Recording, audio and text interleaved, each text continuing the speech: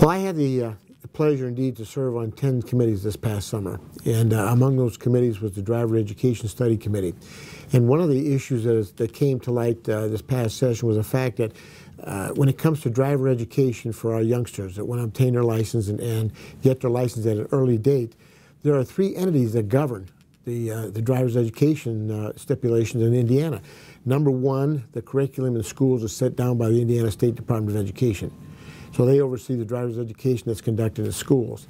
Number two, if a person goes to a private driver's education institute to obtain their license, those stipulations are guided by the Indiana Criminal Justice Institute.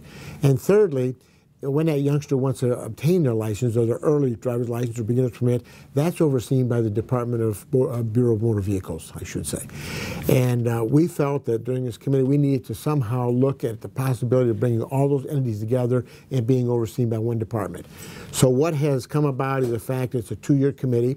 We'll be finishing up next year, but what we came from this committee, what we came about agreeing upon was the fact that the driver's education needs to be under one umbrella.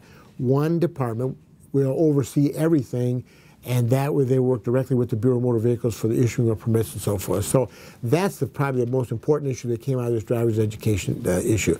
We heard a lot of testimony from various entities throughout the state talking about the federal highways traffic safety standards. We talked about the number of traffic accidents that youth are involved in today, the lack of people that are going, how people obtain their driver's beginner's permits they should at an early stage. So a lot of testimony, a lot to be digested, and we'll move forward next year. So hopefully by the end of next year we'll be able to bring forth recommendations for the full legislature to determine. And having said that, as we draw close to this session now of 2009 summer, it's been a pleasure indeed for me to serve the people of District 8, and I want to thank those people that seem fit to send me down here. And I look forward to a great session coming up in 2010. We have a lot of business to address, and hopefully we'll get some positive things established for our citizens.